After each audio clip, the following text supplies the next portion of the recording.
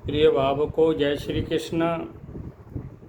देखिए, कुछ लोग ऐसे होते हैं जो अपनी कमाई नहीं कर सकते, दूसरे की कमाई पर निर्भर रहते हैं और दूसरे लोग उनकी सहायता करते हैं तभी उनका जीवन चलता है। वो अपने स्वतंत्र व्यापार से, स्वतंत्र कर्म से अपनी जीविका नहीं चलाते, वो दूसरों के ऊपर ही निर्भर रहते हैं। दूसरा उनकी सहायता करेगा तभी उसकी जीविका चलेगी। तो दूसरे के धन, पराये धन का सहारा लेते हैं, उनके हाथ में कैसी रेखा होती है।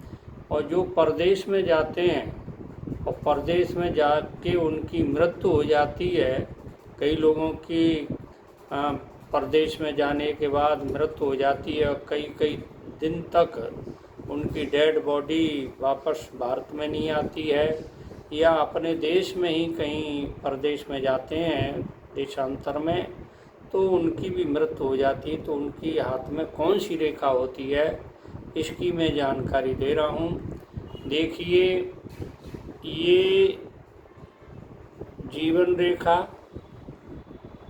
हमेशा बताता हूँ, ये जीवन रेखा है, ये मस्तिष्क रेखा है।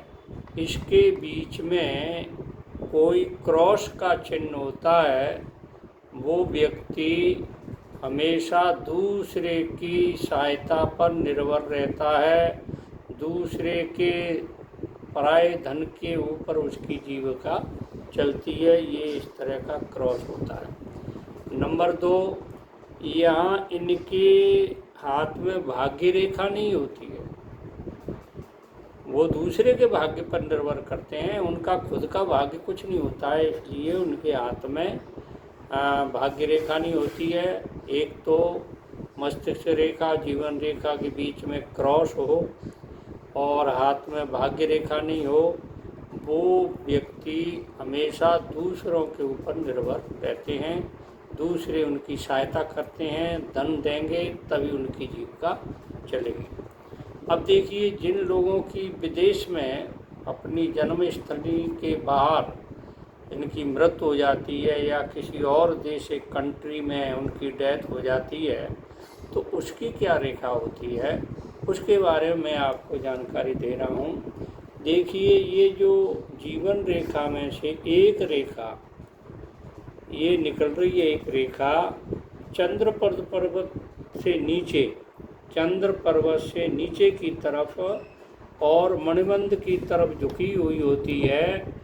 इस तरह की अगर रेखा किसी के हाथ में होती है, उस व्यक्ति की 100% मृत्यु विदेश में ही होती है। तो मैंने आपको ये जानकारी दी।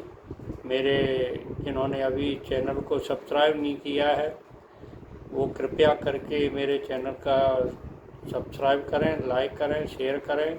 जय श्री कृष्ण।